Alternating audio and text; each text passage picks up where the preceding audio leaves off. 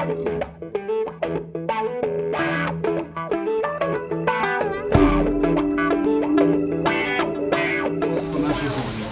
la région coopérative, un réveil de la force de gauche contre la guerre des paillettes. Vous savez, ces paillettes bling-bling que nous vend M. Estrosi et l'empire du côté obscur défendu par Marion Maréchal Le Pen. Donc c'est une région coopérative, mais c'est aussi, on peut le voir comme ça, une région solaire, une région solidaire, une région unitaire, une région plurielle et une région citoyenne. C'est ces valeurs-là qu'on veut défendre aujourd'hui, parce que la région coopérative, comme le dit en préambule ce dépliant, c'est une région qui sera coopérative mais qui sera sociale, qui sera écologiste et citoyenne. D'où, depuis quelques semaines et quelques mois, cette volonté affirmée d'Europe Écologie Les Verts et du Front de Gauche de trouver un chemin commun pour une région qui soit l'alternative donnée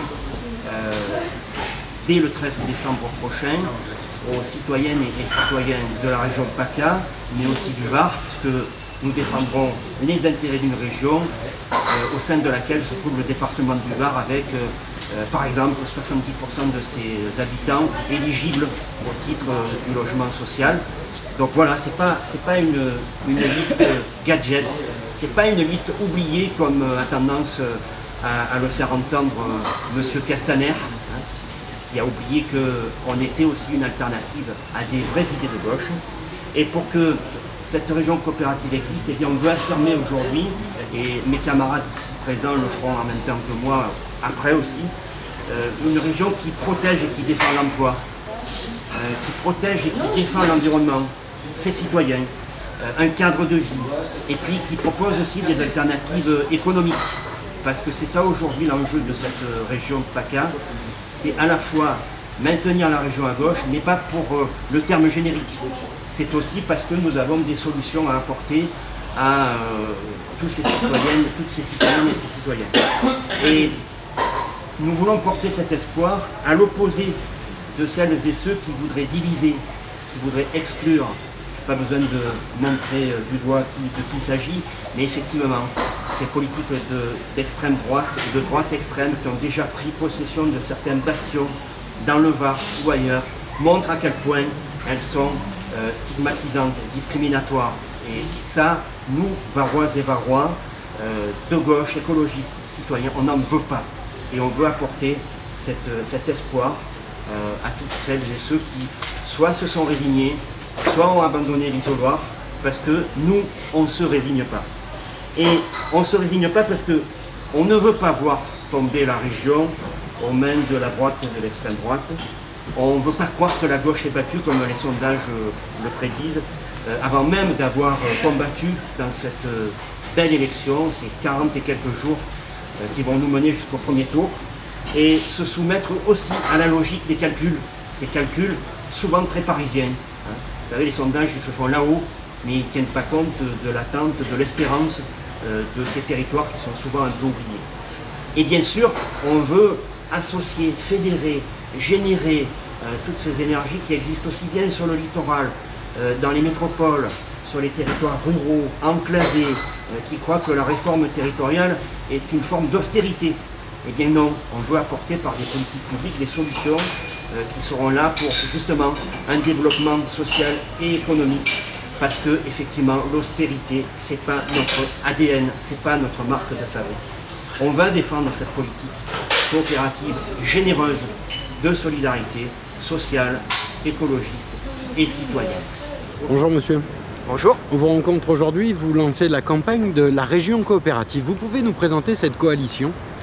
Alors, bien plus qu'une coalition, c'est un mariage abouti et bien accueilli par les différentes composantes des formations politiques venues d'Europe Écologie Les Verts et du Front de Gauche.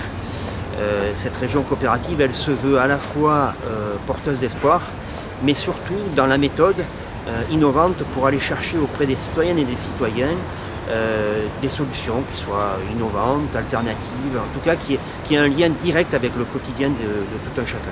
Mais que reprochez-vous à l'autre parti de gauche qui est le Parti Socialiste ?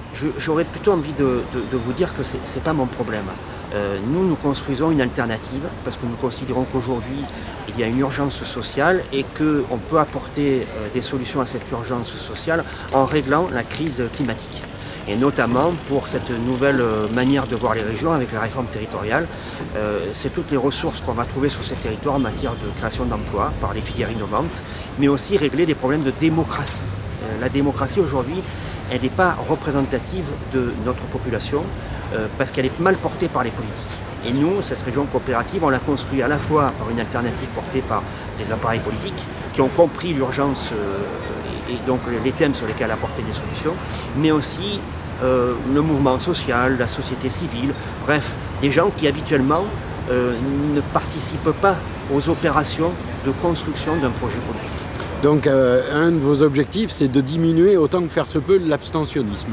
C'est d'aller chercher effectivement dans cette part non négligeable de citoyennes et de citoyens des gens qui se sont résignés, qui ont considéré que les politiques étaient tous pourris, qu'à un moment donné c'était un entre-soi, qu'il n'y avait pas de possibilité d'apparaître comme étant acteur de la politique. Je vous rappelle quand même que la politique, c'est au quotidien celui qui consomme, celui qui se déplace, celui qui aime, celui qui travaille, celui qui a fait des choix, et si possible des choix non subis, des choix volontaires.